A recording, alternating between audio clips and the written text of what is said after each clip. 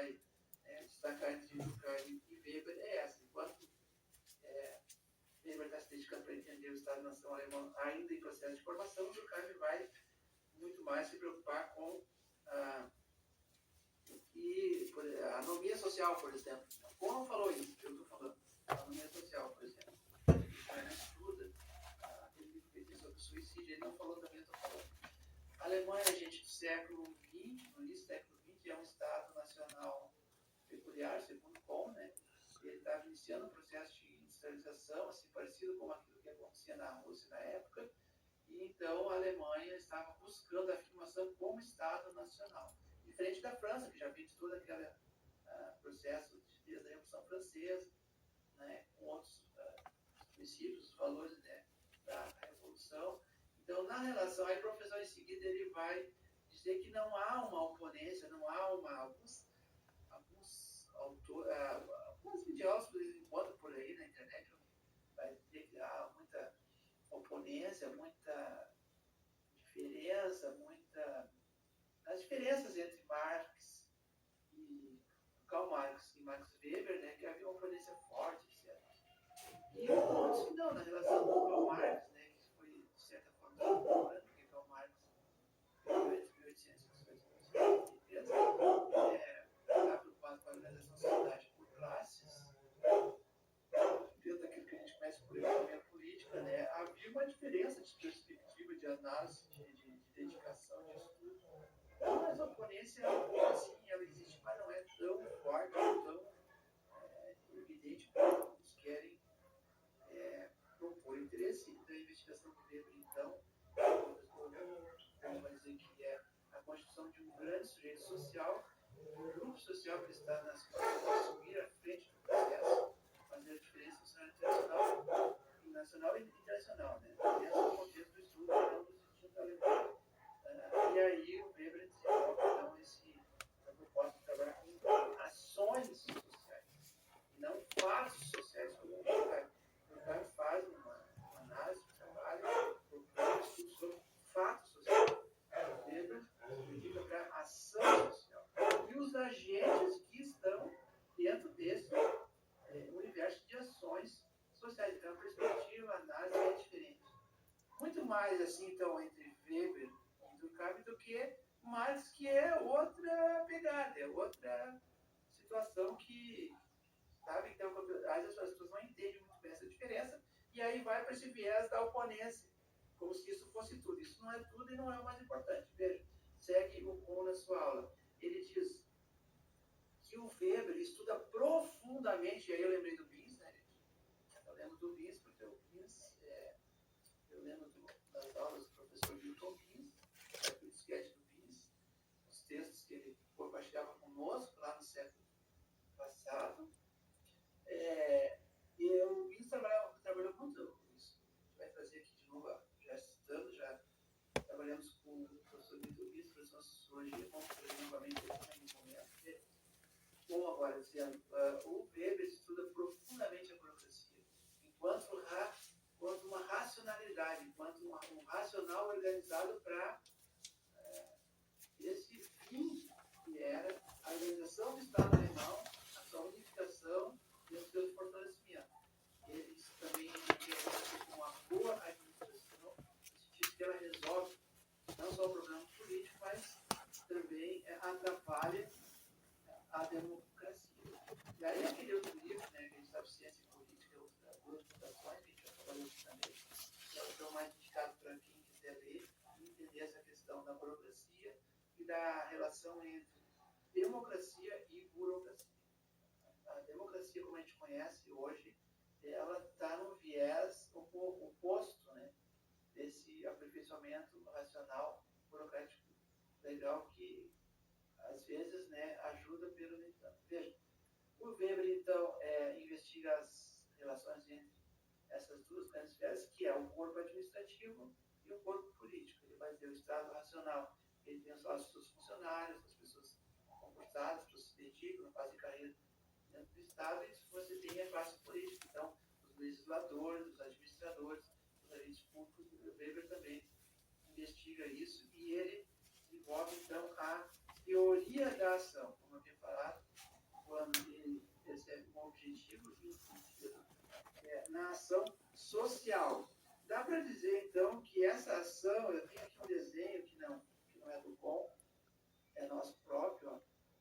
Quando se fala em tecido social, o que é ação? O que é ação social? É o ponto, veja, é o ponto, é o ponto de confluência do objetivo e o sentido da ação. Aí você tem aquilo que dá de forma metafórica, né? A gente pode falar na metáfora do tecido social. Veja, e depois tem essa figura que aparece muito nas aulas do Weber e o professor Kohn fala, então, que é a famosa teia de aranha. Que teia de aranha é essa, gente? Tem a máscara de ferro, lembra? O carapaça de ferro e tem a teia de aranha. A teia de aranha nada mais é do que, digamos assim, um simulacro, dizendo que nós temos de relações sociais compondo a sociedade. Então, essa teia de aranha, ela acompanha mais o movimento da aranha em detrimento da arquitetura da teia tecida pela aranha. Esse é o nosso entendimento do que foi colocado, então, nessa videoaula, a partir do que o professor Kohn está nos propondo de análise. O objetivo aqui da ação social, por exemplo, no caso do viés econômico e religioso, com base na história que o Weber realizou, então, essa ação social do Weber, no caso do Weber, que desenvolve a teoria da ação, como é que ele vai chegar nisso? Essa é a questão cultural. Faz uma pesquisa histórica para entender as bases do sistema capitalista. Por exemplo, né, a ação social no caso econômico e religiosa. O objetivo do cidadão nessa época, o que era? Daquele indivíduo que ele pesquisa que estudou o Weber. Salvar a alma. A sede, lembra?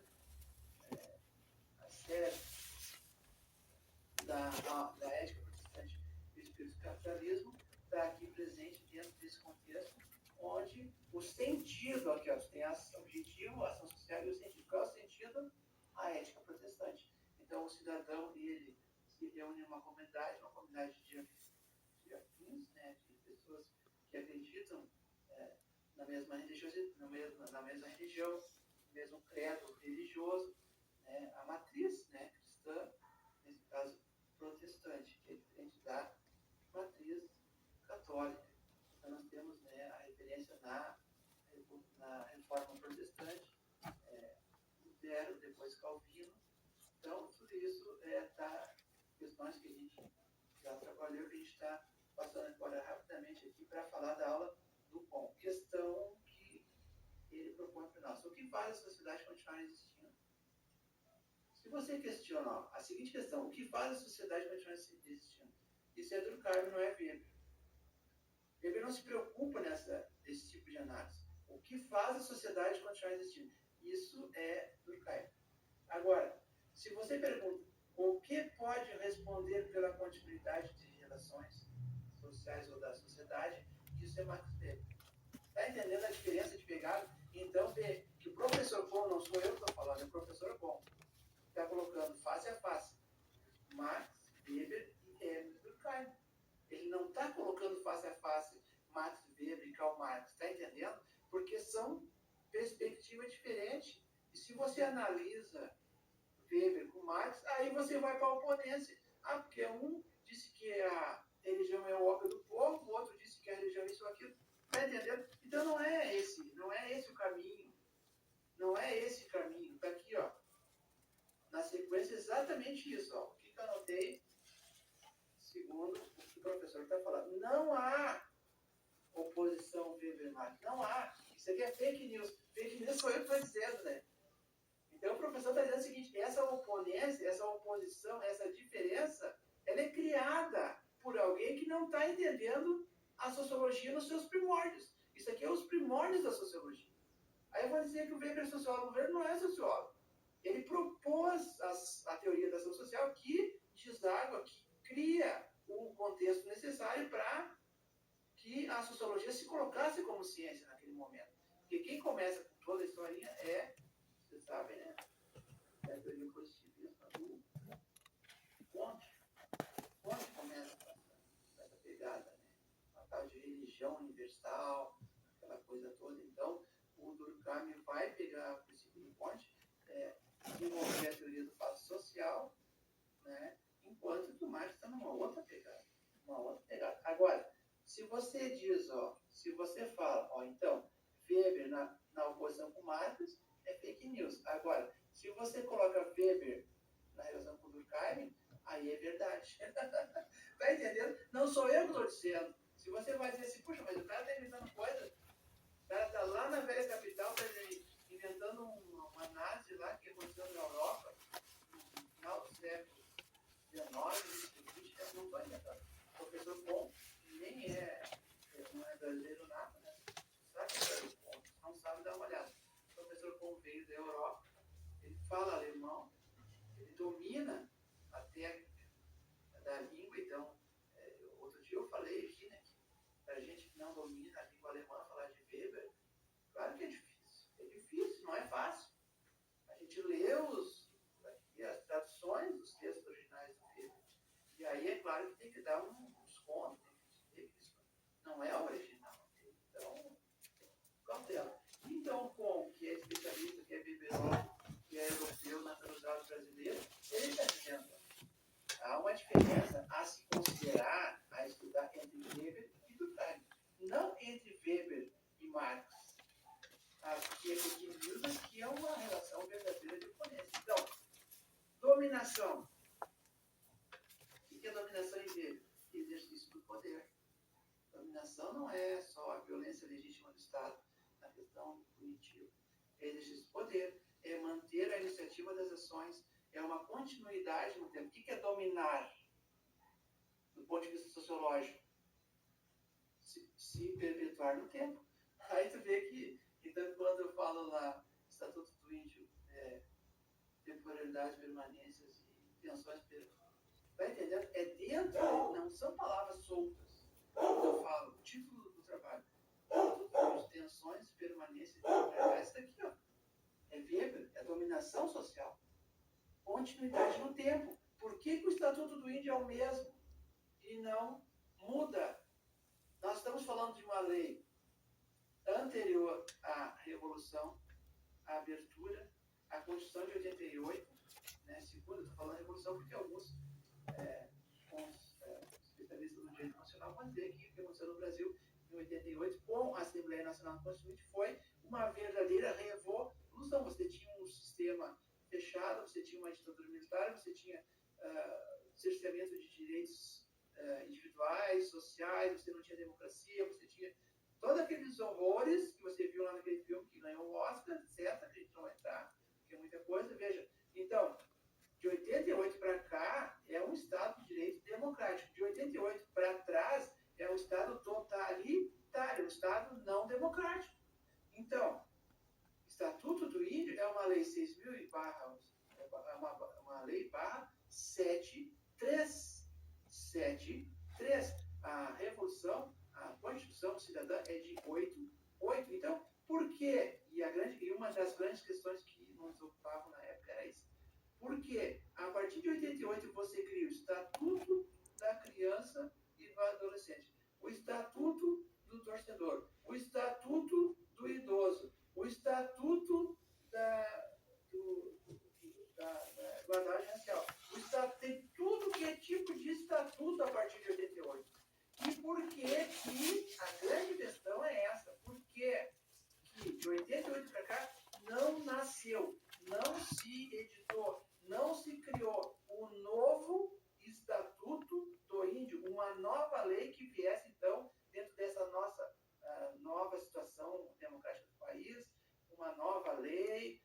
O grande diferencial que ocorreu agora, nesses tempos mais recentes, foi a criação, na última gestão pública federal, foi a criação do Ministério Extraordinário dos Povos Indígenas.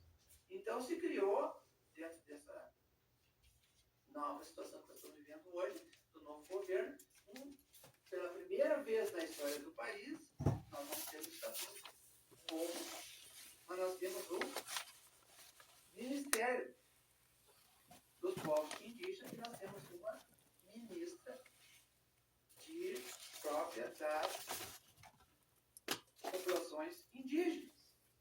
Está entendendo? É um grande diferencial? Sim, sem dúvida. E por que o Estatuto não renova? Por que não? E isso é o trabalho que nós escrevemos. E aí nós queríamos, por que Paulo Ricardo? Por que Alvorada Voraz? Porque a gente, estudando aquilo tudo, do ponto de vista jurídico, sociológico, filosófico, antropológico, era muita questão, gente, era muito texto, era muito trabalho, era muita revisão, muita necessidade de voltar, de reescrever, de analisar, de reavaliar, para chegar num texto adequado, sabe? Então, a Alvorada Voraz está dentro disso, gente. Quero que vocês entendam que a gente precisava cantar a Alvorada Voraz. E nós chegamos a propor que uma estrofe, alguma coisa desse tipo, estivesse dentro do texto. Não foi possível por questões da própria burocracia estatal. Aqui, ó, voltando então, já que falamos de burocracia, ó, burocracia se autonomiza e petrifica a sociedade. Não sou eu que estou falando. Não sou eu que estou falando. É o professor Cuomo que está dizendo. A dominação em Weber é similar a uma continuidade no tempo. Por que? Aí eu sou obrigado. Por que não mudou, gente? Por que não há? Em linhas gerais, né, gente? Por que então se cria tantos estatutos, criança, adolescente, idoso, torcedor, Código de Defesa do Consumidor, barará, biriri, barará, papapá, pipipi, papapá, e o índio, e o indígena, e as nações indígenas seguem sofrendo, como é o caso do Zé Yanomami. Por quê? Por que a tese do marco temporal volta à tela? Já existia a tese do indigenato, que é aquela que é favorável aos povos indígenas, mas não. Aí vem a questão do marco temporal e tal, e tal, e tal, e tal. Então, por isso, gente, veja bem, por isso que envolve o direito constitucional, isso envolve, quando fala no artigo 57 do Estatuto Íntimo, é penal. Quando fala da bancada BBB, bala, bíblia e boi, é esse o contexto de análise. A gente tem que entrar no Congresso e entender quem é que faz a lei. Quem é que faz a lei? Quem é que proporia a lei? O novo estatuto vem da onde? De dentro de uma discussão parlamentar. Por que não ocorre? Por que não ocorreu? Tentativas houveram. Isso nós levantamos no trabalho. Descrevemos os autores dos PLs, dos projetos de lei que não se transformaram em lei. E aí nós destacamos alguns atores políticos, especialmente aqueles ligados à bancada BBB, Boi, Bala e Bíblia, que fizeram de tudo e continuam fazendo para que a questão indígena não avance, para que a questão indígena fique congelada. Está aqui, ó. Acabei de ler. A burocracia se autonomiza e petrifica a sociedade dentro de uma lógica de uma... Ó, caiu o papel. Estamental. É o estamento. É uma lógica antiga. O que é estamento? O que é estamento? É uma lógica antiga que verte desde o medievo e que segue permeando relações atuais, burocráticas, do Estado de Direito moderno. Veja aqui, ó, nós temos então uma questão cronológica bem colocada. Ó. Cada um desses três grandes, em termos de cronologia, ó, Durkheim nasce em 15 de abril de 1858 e morre em 15 de novembro de 1917. Está vendo por que a gente não...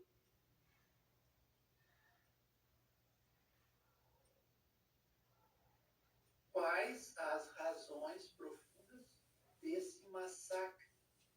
Desse massacre. Não é processo penal. O cara não cometeu um crime e está sendo queimado na fogueira. Mesmo que tivesse, obviamente, né, gente? Mesmo que tivesse cometido um crime, como é que ia queimar o cara? Então, não é possível isso. Mas acontece.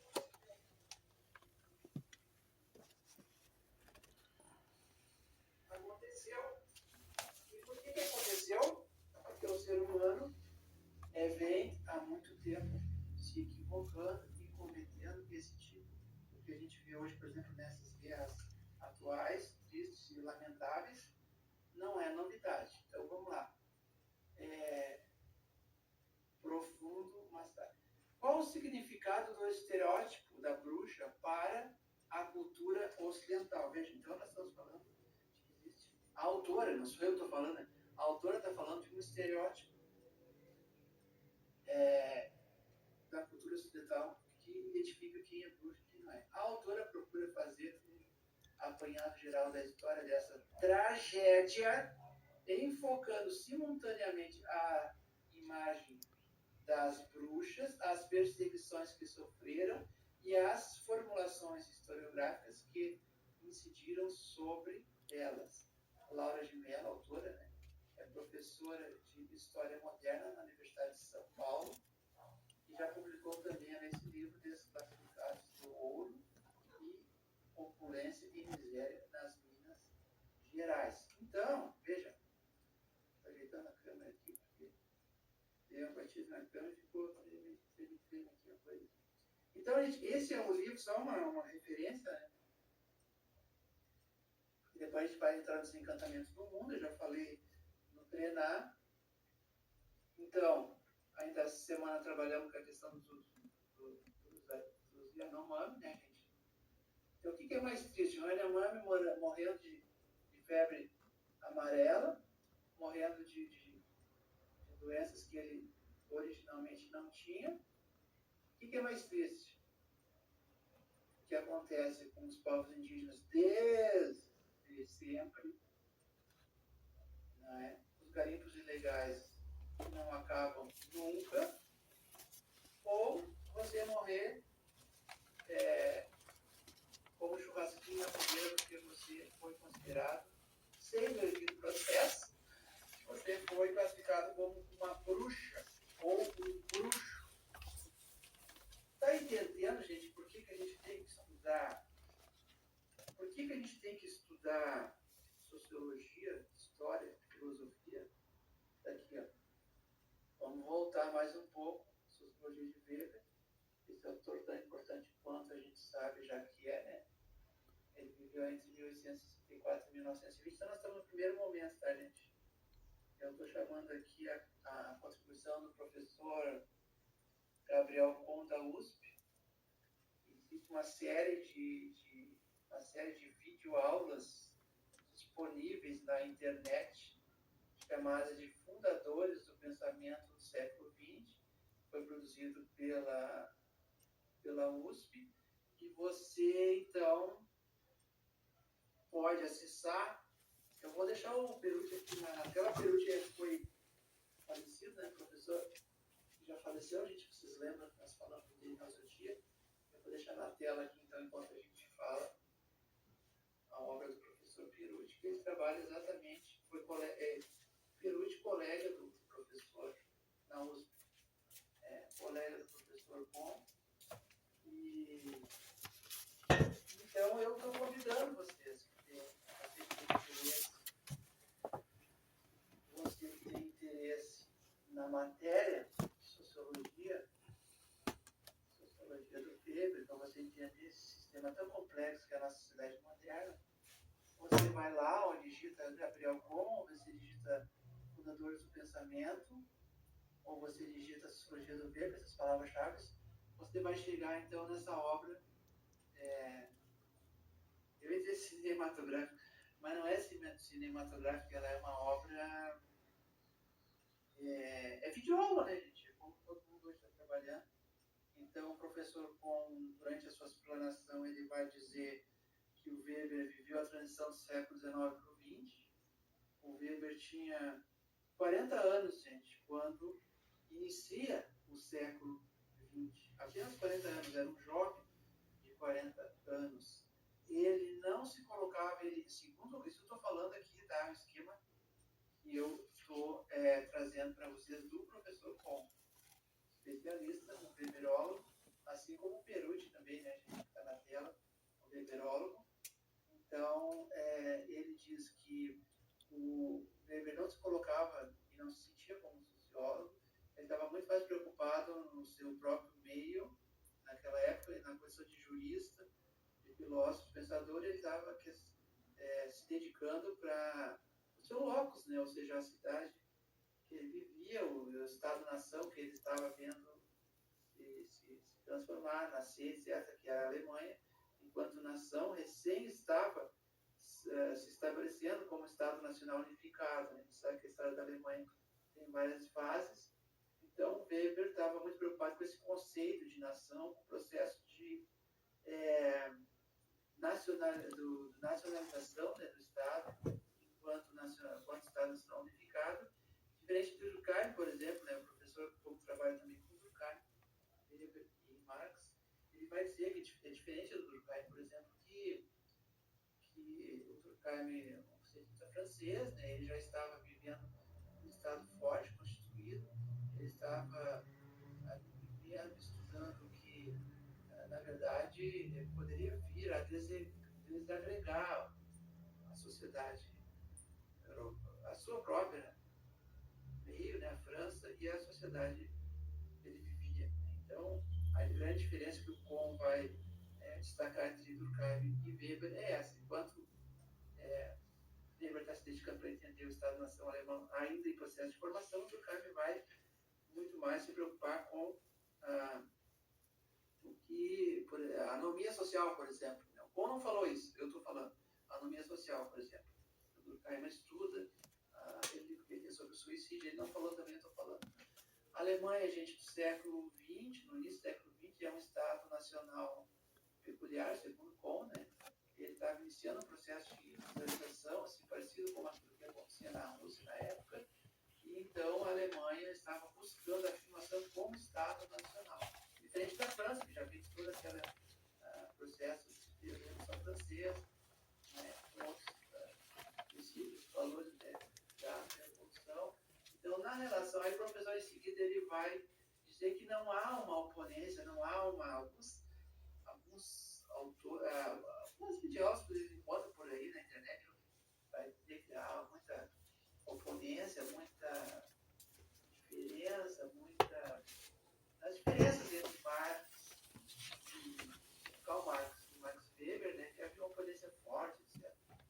E o Kohn diz que não, na relação com Karl Marx, né, que foi, de certa forma, seu contemporâneo, porque Karl Marx viveu em 1883, estava preocupado com a organização da sociedade por classes, dentro daquilo que a gente conhece por economia política, né, havia uma diferença de perspectiva, de análise, de dedicação, de estudo. Então, essa oponência é um pouco assim, ela existe, mas não é tão forte ou tão evidente quanto alguns querem propor. O interesse da investigação do Weber, então, o professor Kohn vai dizer que é a constituição de um grande sujeito social, de um grupo social que está nas condições de assumir a frente do processo, fazer a diferença nacional e internacional, né? Dentro do contexto do estudo, então, dos destinos da Alemanha. E aí o Weber desenvolve, então, essa proposta de trabalhar com ações sociais, e não fatos sociais, como o Durkheim. O Durkheim faz uma análise do trabalho, propõe um estudo sobre fato social.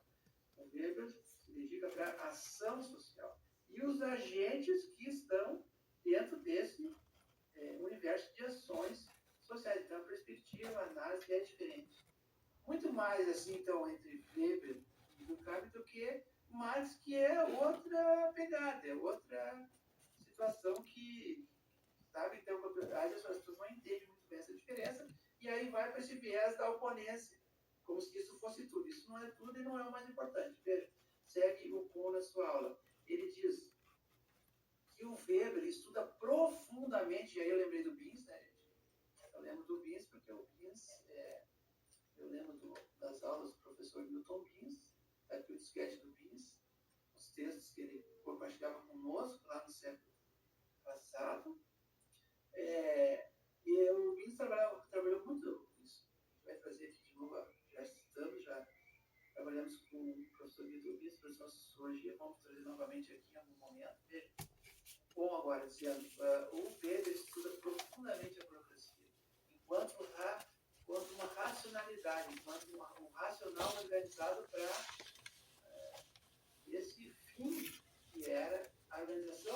alemão, a sua unificação e os seus fortalecimentos.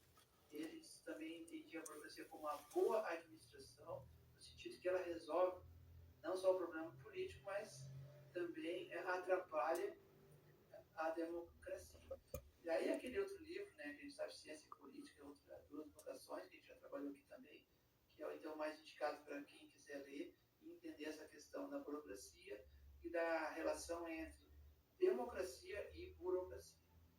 A democracia, como a gente conhece hoje, ela está no viés oposto, né, desse aperfeiçoamento racional, burocrático, legal, que às vezes, né, ajuda pelo nem tanto. Veja, o Weber, então, investiga as relações entre essas duas grandes esferas, que é o corpo administrativo e o corpo político. Ele vai dizer o Estado racional. Ele tem lá os seus funcionários, as pessoas concursadas, as pessoas se dedicam, fazem carreira dentro do Estado, e você tem a classe política. Então, os legisladores, os administradores, os agentes públicos. O Weber também investiga isso e ele desenvolve, então, a teoria da ação, como eu tinha falado, quando ele percebe um objetivo e um sentido na ação social. Dá para dizer, então, que essa ação, eu tenho aqui um desenho que não é do Com, é nosso próprio. Quando se fala em tecido social, o que é ação? O que é ação social? É o ponto,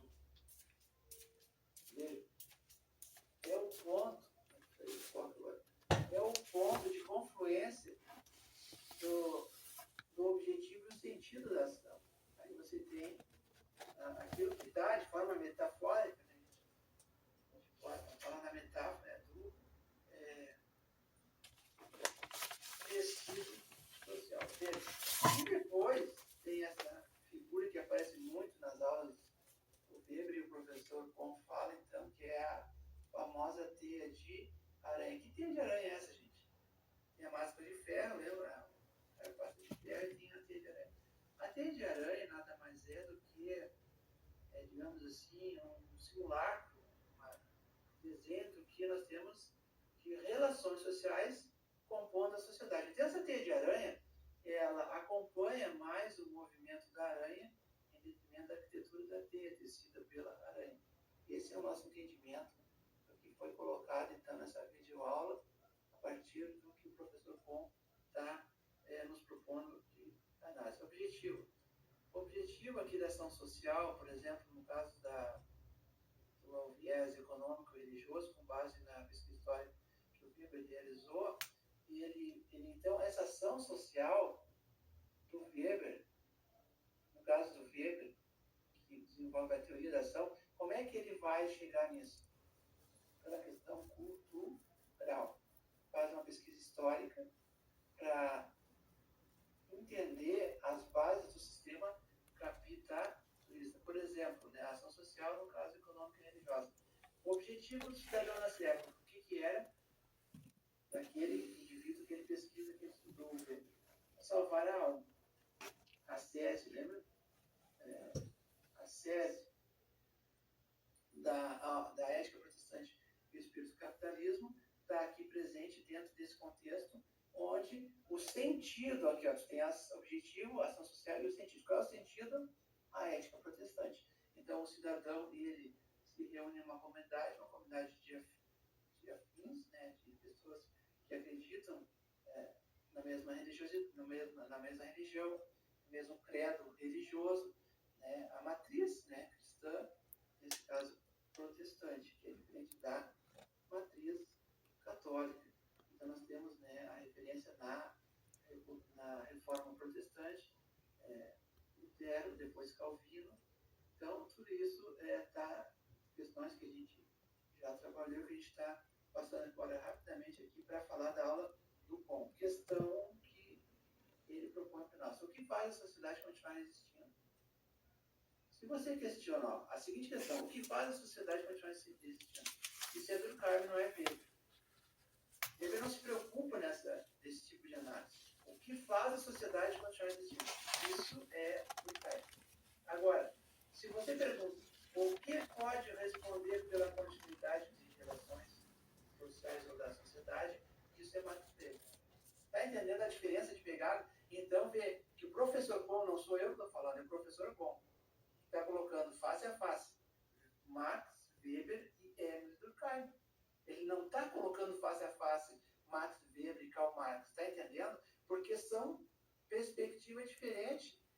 você analisa Weber com Marx, aí você vai para a oponência. Porque um disse que a religião é o ópio do povo, o outro disse que a religião é isso ou aquilo. Está entendendo? Então não é esse o caminho. Não é esse o caminho. Está aqui, ó. Na sequência, exatamente isso. Ó. O que eu anotei, segundo o que o professor está falando. Não há oposição Weber-Marx. Não há. Isso aqui é fake news. Fake news sou eu que estou dizendo, né? Então o professor está dizendo o seguinte, essa oponência, essa oposição, essa diferença, ela é criada por alguém que não está entendendo a sociologia nos seus primórdios. Isso aqui é os primórdios da sociologia. Aí vão dizer que o Weber é sociólogo. O Weber não é sociólogo. Ele propôs a teoria da ação social que desarma, que cria o contexto necessário para que a sociologia se colocasse como ciência naquele momento. Porque quem começa toda a historinha é, você sabe, né? É a teoria positivista. Onde começa essa pegada? A tal de religião universal, aquela coisa toda. Então, o Durkheim vai pegar a princípio do Conte, desenvolver a teoria do fato social, né? Enquanto que o Marx está numa outra pegada. Agora, se você diz, se você fala, então, Weber na oposição com Marx, é fake news. Agora, se você coloca Weber na relação com o Durkheim, aí é verdade. Tá entendendo? Não sou eu que estou dizendo. Se você vai dizer assim, puxa, mas o cara está inventando coisa. O cara está lá na velha capital, está inventando uma nazi lá que aconteceu na Europa, no final do século XIX, início do XX, não estou inventando. O professor Pom, que não é brasileiro nada, né? Sabe a história do Pom, se não sabe, dá uma olhada. O professor Pom veio da Europa, ele fala alemão, ele domina a técnica da língua, então, outro dia eu falei aqui, né, pra gente que não domina a língua alemã, falar de Weber, claro que é difícil, não é fácil. A gente lê as traduções dos textos originais do Weber, e aí é claro que tem que dar um desconto, tem que dizer que isso não é o original. Então, cautela. Então, o Pom, que é especialista, que é weberólogo, que é europeu, naturalizado brasileiro, ele está dizendo, há uma diferença a se considerar, a estudar entre Weber e Durkheim. Não entre Weber e Marx. Aqui é fake news, aqui é uma relação verdadeira de oponência. Então, dominação. O que é dominação em Weber? Exercício do poder. Dominação não é só a violência legítima do Estado na questão punitiva. É exercício do poder, é manter a iniciativa das ações, é uma continuidade no tempo. O que é dominar? Do ponto de vista sociológico, se perpetuar no tempo. Aí tu vê que, então, quando eu falo lá, Estatuto do Índio, temporalidade, permanências e tensões, tá entendendo? É dentro não são palavras soltas. Quando eu falo, o título do trabalho, Estatuto do Índio, tensões, permanências e temporalidade, está aqui, ó. É Weber, é dominação social. Continuidade no tempo. Por que o Estatuto do Índio é o mesmo e não muda? Nós estamos falando de uma lei anterior à Revolução, à abertura, à Constituição de 88, né? Segunda, eu estou falando Revolução porque alguns especialistas no direito constitucional vão dizer que o que aconteceu no Brasil em 88, com a Assembleia Nacional Constituinte, foi uma verdadeira revolução. Você tinha um sistema fechado, você tinha uma ditadura militar, você tinha cerceamento de direitos individuais, sociais, você não tinha democracia, você tinha todos aqueles horrores que você viu lá naquele filme que ganhou o Oscar, etc., que a gente não vai entrar, porque é muita coisa. Veja, então, de 88 para cá é um Estado de direito democrático. De 88 para trás é um Estado totalitário, um Estado não democrático. Então, Estatuto do Índio é uma lei 6.000 uma lei barra 7.3. A Revolução, a Constituição Cidadã é de 8. Então, por quê? E uma das grandes questões que nos ocupavam na época era isso. Porque a partir de 88 você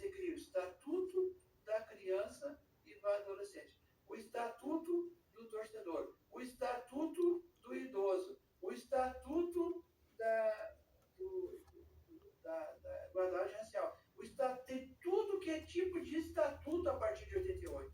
E por que a grande questão é essa? Por que de 88 para cá não nasceu, não se editou, não se criou um novo estatuto do índio, uma nova lei que viesse, então, dentro dessa nossa nova situação democrática do país, uma nova lei. O grande diferencial que ocorreu agora, nesses tempos mais recentes, foi a criação, na última gestão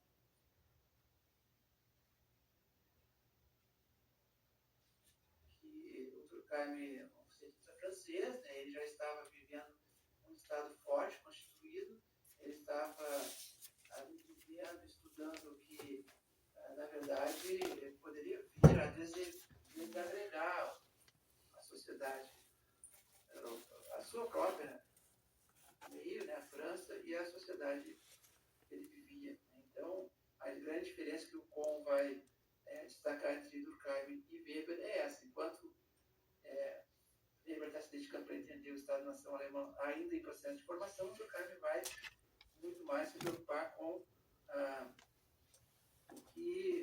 harmonia social, por exemplo. O Kohn não falou isso, eu estou falando. A harmonia social, por exemplo. Durkheim estuda aquele livro sobre suicídio, ele não falou também, estou falando. A Alemanha, gente, do século XX, no início do século XX, é um Estado nacional peculiar, segundo Kohn, né? Ele estava iniciando um processo de industrialização, assim, parecido com aquilo que acontecia na Rússia na época, e então a Alemanha estava buscando a afirmação como Estado nacional. Diferente da França, que já vinha de todo aquele processo desde a Revolução Francesa, né, com outros princípios, os valores, né, da Revolução. Então, na relação, aí o professor em seguida ele vai dizer que não há uma oponência, não há alguns autores, alguns filósofos eles botam por aí na internet, vai dizer que há muita oponência, muita diferença, as diferenças entre Marx e Karl Marx e Max Weber, né, que havia uma oponência forte, etc. E o Kohn diz que não, na relação com Karl Marx, né, que foi, de certa forma, seu contemporâneo, porque Karl Marx viveu entre 1818 e 1833, que estava preocupado com a organização da sociedade por classes, dentro daquilo que a gente conhece por economia política, né, havia uma diferença de perspectiva, de análise, de dedicação, de estudo. Então, essa oponência é um pouco assim, ela existe, mas não é tão forte ou tão evidente quanto alguns querem propor. O interesse da investigação do Weber, então, o professor Kohn vai dizer que é a constituição de um grande sujeito social, de um grupo social que está nas condições de assumir a frente do processo, fazer a diferença no cenário internacional, e nacional e internacional, né? Dentro do contexto do estudo, então, do destino da Alemanha. E aí o Weber desenvolve, então, essa proposta de trabalhar com ações sociais, e não fatos sociais, como o Durkheim. O Durkheim faz uma análise, um trabalho, propõe um estudo sobre fato social. O Weber se dedica para a ação social e os agentes que estão dentro desse universo de ações sociais. Então, a perspectiva, a análise é diferente.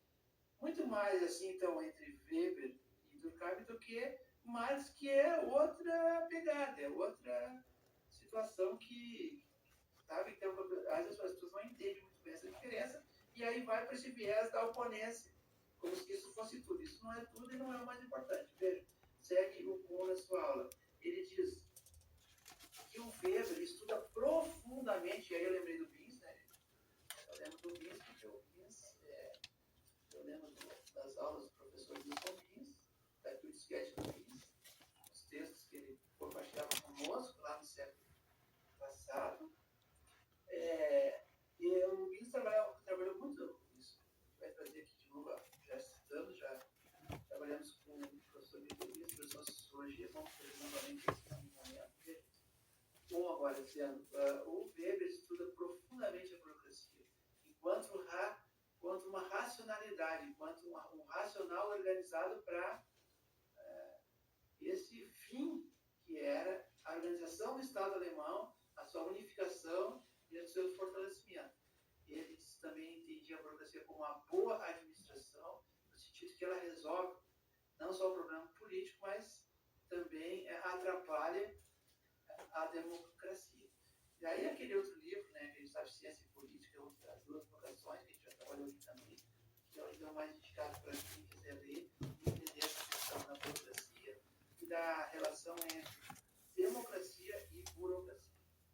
A democracia, como a gente conhece hoje, ela está num viés oposto, né, desse aperfeiçoamento racional, burocrático, legal, que às vezes, né, ajuda pelo nem tanto. Veja, o Weber, então, investiga as relações entre essas duas esferas, que é o corpo administrativo e o corpo político. Ele vai ver o Estado racional, ele tem espaço para os funcionários, as pessoas concursadas, para os sucedidos, não fazem carreira dentro do Estado, e você tem a classe política, então, os legisladores, os administradores, os agentes públicos. O Weber também investiga isso e ele desenvolve, então, a teoria da ação, como eu havia falado, quando ele percebe um objetivo e um sentido na ação social. Dá para dizer, então, que essa ação, eu tenho aqui um desenho que não é do bom, é nosso próprio. Ó. Quando se fala em tecido social, o que é ação? O que é ação social?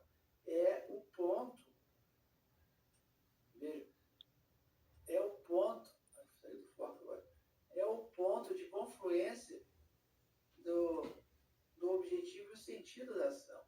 Aí você tem aquilo que dá de forma metafórica, né? A gente pode falar na metáfora do tecido social. Veja, e depois tem essa figura que aparece muito nas aulas do Weber e o professor Kohn fala, então, que é a famosa teia de aranha. Que teia de aranha é essa, gente? Tem a máscara de ferro, lembra? O cara passa de ferro e tem a teia de aranha. A teia de aranha nada mais é do que, digamos assim, um simulacro, um desenho do que nós temos de relações sociais compondo a sociedade. Então, essa teia de aranha, ela acompanha mais o movimento da aranha em detrimento da arquitetura da teia tecida pela aranha. Esse é o nosso entendimento, que foi colocado, então, nessa videoaula, a partir do que o professor Kohn está nos propondo na análise. O objetivo aqui da ação social, por exemplo, no caso do viés econômico-religioso, com base na pesquisa histórica que o Weber realizou, então, essa ação social do Weber, no caso do Weber, que desenvolve a teoria da ação, como é que ele vai chegar nisso? Pela questão cultural. Faz uma pesquisa histórica para entender as bases do sistema capitalista. Por exemplo, né, a ação social no caso econômico e religiosa.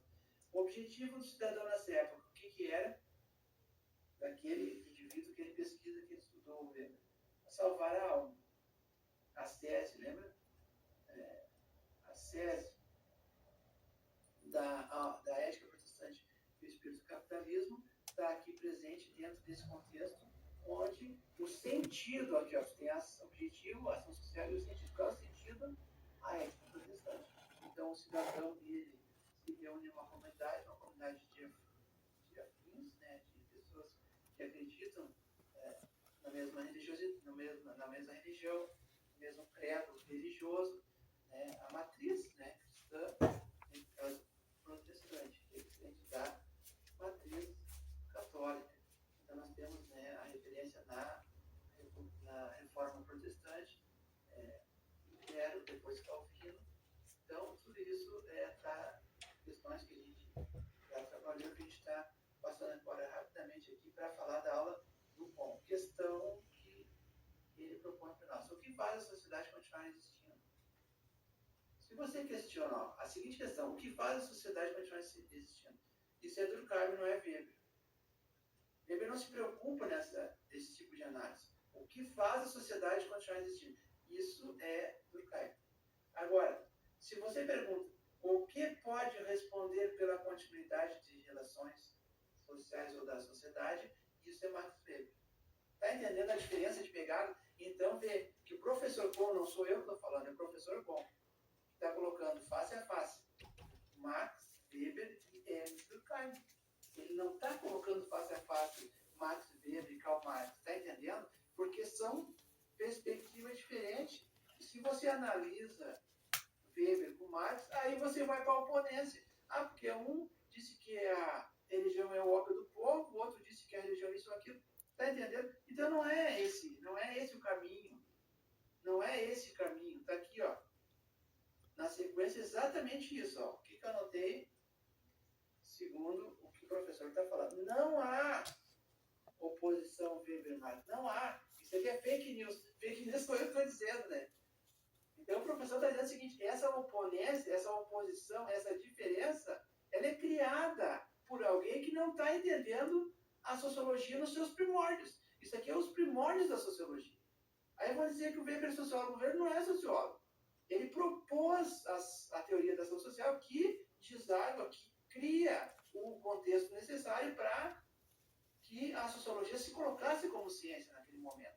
Porque quem começa com toda a historinha é, vocês sabem, né? É a teoria positivista do Comte. Comte começa com essa pegada, né? A tal de religião universal, aquela coisa toda. Então, o Durkheim vai pegar o princípio do Comte, desenvolver a teoria do fato social, né? Enquanto o Marx está numa outra pegada. Agora, se você diz, se você fala, então, Weber na oposição com Marx, é fake news. Agora, se você coloca Weber na relação com Durkheim, aí é verdade. Tá entendendo? Não sou eu que estou dizendo. Se você vai dizer assim, puxa, mas o cara está inventando coisa. O cara está lá na velha capital, está inventando uma análise lá que aconteceu na Europa, no final do século XIX, início do XX, não estou inventando. O professor Kohn, que não é brasileiro nato, né? Sabe a história do Kohn, se não sabe, dá uma olhada. O professor Kohn veio da Europa, ele fala alemão, ele domina a técnica da língua. Então, outro dia eu falei aqui, né, que para gente que não domina a língua alemã, falar de Weber, claro que é difícil. É difícil, não é fácil. A gente lê as traduções dos textos originais do Weber. E aí é claro que tem que dar um desconto, tem que dizer que isso não é o original. Então, cautela. Então, o Kohn, que é especialista, que é weberólogo, que é europeu, naturalizado brasileiro, ele está dizendo, há uma diferença a se considerar, a estudar entre Weber e Durkheim. Não entre Weber e Marx. Aqui é fake news, aqui é uma relação verdadeira de oponência. Então, dominação. O que é dominação em Weber? Exercício do poder. Dominação não é só a violência legítima do Estado na questão punitiva. É exercício do poder, é manter a iniciativa das ações, é uma continuidade no tempo. O que é dominar? Do ponto de vista sociológico, se perpetuar no tempo. Aí tu vê que, então, quando eu falo lá, Estatuto do Índio, temporalidade, permanências e tensões, tá entendendo? É dentro não são palavras soltas. Quando eu falo, o título do trabalho, Estatuto do Índio, tensões, permanências e temporalidade, está aqui, ó. É Weber, é dominação social. Continuidade no tempo. Por que o Estatuto do Índio é o mesmo e não muda? Nós estamos falando de uma lei anterior à Revolução, à abertura, à Constituição de 88, né, segunda, estou falando Revolução porque alguns especialistas no direito constitucional vão dizer que o que aconteceu no Brasil em 88 com a Assembleia Nacional Constituinte foi uma verdadeira revolução. Você tinha um sistema fechado, você tinha uma ditadura militar, você tinha cerceamento de direitos individuais, sociais, você não tinha democracia, você tinha todos aqueles horrores que você viu lá naquele filme que ganhou um Oscar, certo? A gente não vai entrar, porque é muita coisa. Veja, então, de 88 para cá é um Estado de direito democrático. De 88 para trás é um Estado totalitário, um Estado não democrático. Então, o Estatuto do Índio é uma lei 6.000 e uma lei barra 7.3. A Revolução, a Constituição Cidadã é de 8. Então, por quê? E uma das grandes questões que nos ocupavam na época era isso. Porque a partir de 88 você cria o Estatuto da para adolescente, o estatuto do torcedor, o estatuto do idoso, o estatuto da igualdade racial. O estatuto tem tudo que é tipo de estatuto a partir de 88. E por que a grande questão é essa? Por que de 88 para cá não nasceu, não se editou, não se criou o novo Estatuto do Índio, uma nova lei que viesse, então, dentro dessa nossa nova situação democrática do país, uma nova lei. O grande diferencial que ocorreu agora, nesses tempos mais recentes, foi a criação, na última gestão pública federal, foi a criação do Ministério Extraordinário dos Povos Indígenas. Então, se criou, dentro dessa nova situação que nós estamos vivendo hoje, do novo governo, pela primeira vez na história do país, nós não temos estatuto novo, mas nós temos o Ministério dos Povos Indígenas e nós temos uma ministra própria das populações indígenas. Está entendendo? É um grande diferencial? Sim, sem dúvida. E por que o Estatuto não renova? Por que não? E isso é o trabalho que nós escrevemos. E aí nós queríamos, por que Paulo Ricardo? Por que Alvorada Voraz? Porque a gente, estudando aquilo tudo, do ponto de vista jurídico, sociológico, filosófico, antropológico, era muita questão, gente, era muito texto, era muito trabalho, era muita revisão, muita necessidade de voltar, de escrever, de analisar, de reavaliar, para chegar num texto adequado, sabe? Então, a Alvorada Voraz está dentro disso, gente. Quero que vocês entendam que a gente precisava cantar a Alvorada Voraz. E nós chegamos a propor que uma estrofe, alguma coisa desse tipo, estivesse dentro do texto. Não foi possível por questões da própria burocracia estatal. Aqui, ó, voltando então, já que falamos em burocracia, ó, burocracia se autonomiza e petrifica a sociedade. Não sou eu que estou falando. Não sou eu que estou falando. É o professor Cuomo que está dizendo. A dominação em Weber é similar a uma continuidade no tempo. Por que? Aí eu sou. Por que não mudou? Por que não há? Em linhas gerais, né, gente? Por que então se cria tantos estatutos? Criança, adolescente, idoso, torcedor, pode defesa do consumidor, barará, biriri, borá, papapá, papapá. E o índio, e o indígena, e as nações indígenas seguem sofrendo, como é o caso do Zé Yanomami. Por quê? Por que a tese do marco temporal volta à tela? Já existia a tese do indigenato, que é aquela que é favorável do povo indígena, mas não. Aí vem a questão do marco temporal e tal. Então, por isso, gente, veja bem, tudo que envolve direito constitucional, envolve, quando falo no artigo 57 do Estatuto Político, é penal. Quando fala da bancada BBB, bala, Bíblia e boi, é esse o contexto de análise. A gente tem que entrar no Congresso e entender quem é que faz a lei. Quem é que faz a lei? Quem é que proporia a lei? O novo estatuto vem da onde? De dentro de uma discussão parlamentar. Por que não ocorre? Por que não ocorreu? Tentativas houveram. Isso nós levantamos no trabalho. Descrevemos os autores dos PL, dos projetos de lei que não se transformaram em lei.